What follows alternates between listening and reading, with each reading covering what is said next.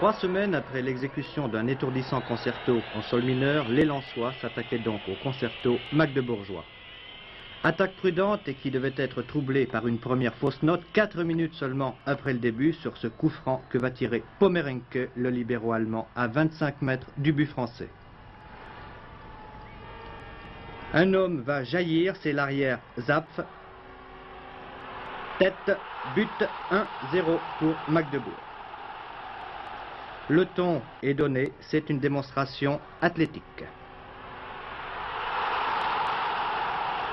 Pourtant, à partir de cet instant, on croira longtemps aux possibilités lensoises de limiter à ce but, ce qui pourrait être porté plus tard au compte de l'effet de la surprise. Les nordistes s'organisaient, se déployaient sur le terrain, faisaient courir la balle et se créaient dès lors le plus grand nombre d'occasions.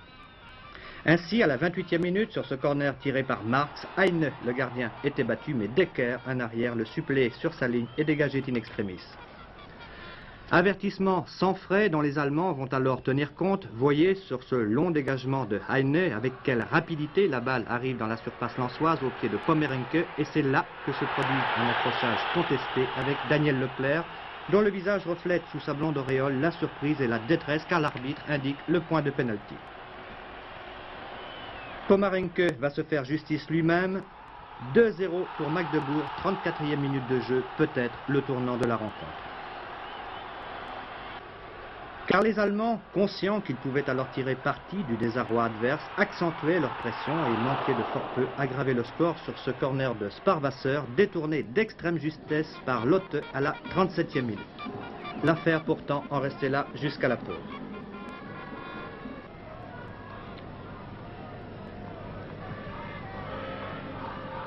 Répondant à l'appel de leurs supporters qui s'obstinaient à sonner la charge, les Lensois sortaient du vestiaire pour monter littéralement à l'assaut du camp allemand. Et vous allez voir sur ce coup franc obtenu par le jeune Djebaili 7 minutes après la reprise qu'il s'en sera fallu de bien peu pour que Didier Six, d'un tir parfait en puissance et en précision, ne trouve enfin le défaut d'une défense pourtant apparemment sans faille.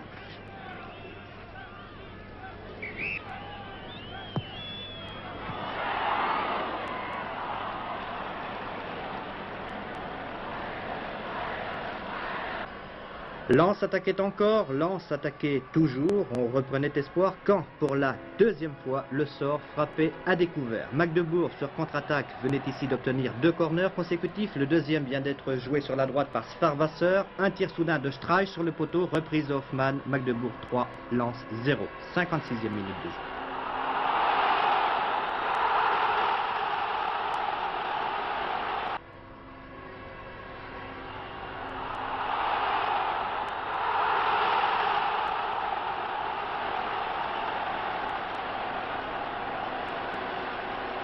Bien sûr, il n'était plus question dès lors d'attendre quelque miracle que ce fût, et cette fois les Lensois, qui jusqu'alors avaient fait front avec un magnifique courage à l'adversaire et à l'adversité, les Lensois perdaient pied. Hoffmann à la 65e minute partait seul et remontait en force tout le terrain, centrait à la perfection pour Steinbach, qui profitait d'un instant d'hésitation de Leclerc et marquait le 4e but. Un but exemplaire d'une exécution sans défaut, l'illustration d'une supériorité incontestable. Et pourtant, passé les 10 minutes d'un découragement bien compréhensible, les Lensois repartaient de plus belle à l'attaque. Ils allaient à nouveau dominer jusqu'à la fin, mais sans parvenir, hélas, à obtenir la récompense de leurs efforts.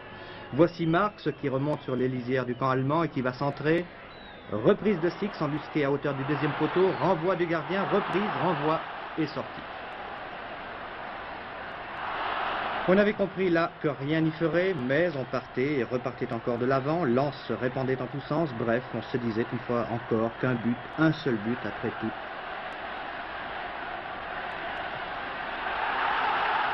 À tel point qu'à force d'aller de l'avant, on se découvrait tout de l'arrière et que la défense, à l'image de Lotte qui va mettre délibérément en corner, se retrouvait tout à coup saisie d'être à nouveau alertée quand l'attaque à l'autre bout fumait encore.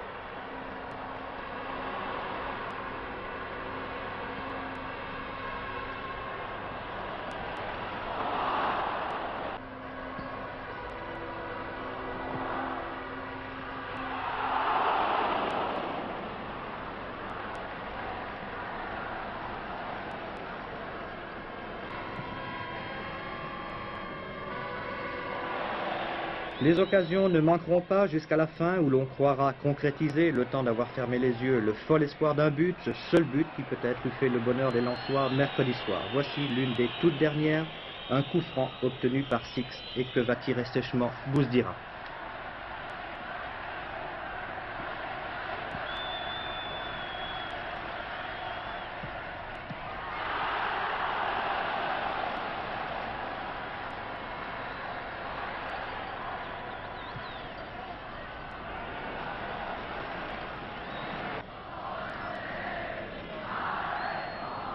Et voici bien cette fois la dernière occasion, il reste 3 minutes à jouer, Lens n'a toujours pas abdiqué sa folle espérance, Marx comme un loup affamé sur sa lisière monte et remonte le camp allemand.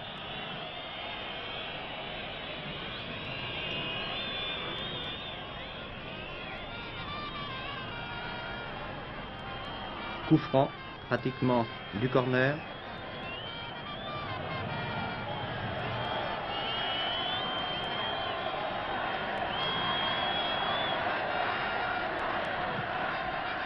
Tête de Joly.